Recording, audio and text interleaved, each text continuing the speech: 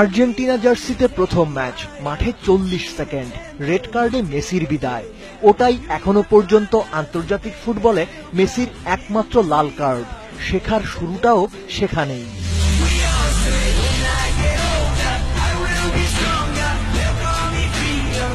কেনানের গানের মতোই সময় আর বয়স দিনকে দিন লায়নেল মেসিকে আরো পরিণত করেছে। মুশকিল হলো তিনি যতটা এগিয়েছেন সম্ভবত ততটাই পিছিয়েছে আর্জেন্টিনা।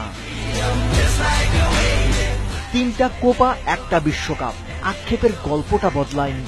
কেন এই ব্যর্থতা?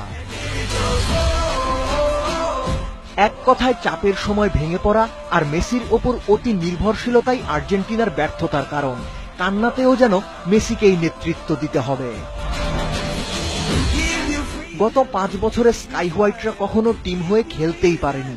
দেশ, দল, টিম কোচ কিংবা ভক্ত সবাই মেসির ওপরেই ভরসা করেছে, চাপ বাড়িয়েছে। হিমালয় সমান প্রত্যাশার ভার একটু একটু করে পিষে মেরেছে মেসির ভেতরের মেসিকে। একসময় নিঃশেষ হয়ে বিদায়। ক্যারিয়ারে বড় কোনো আন্তর্জাতিক ট্রফি নাই, তাতে কি বা আসে যায়? পুস্কাস, ইউসেবিও কিংবা সক্রেটিস কেউই তো বড় ট্রফি জেতেননি। তাতে তো ওদের গ্রেট হওয়াটাও আটকায়নি। তাহলে মেসির গ্রেটনেস কেন ট্রফির মানদণ্ডে মাপতে হবে? ফুটবল সৌন্দর্যের অনিন্দ্য রূপকথার রাজকুমার লায়নেল মেসি।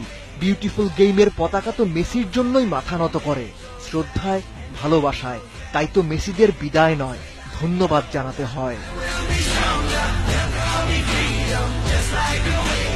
দেবচৌধুরী, ৭১।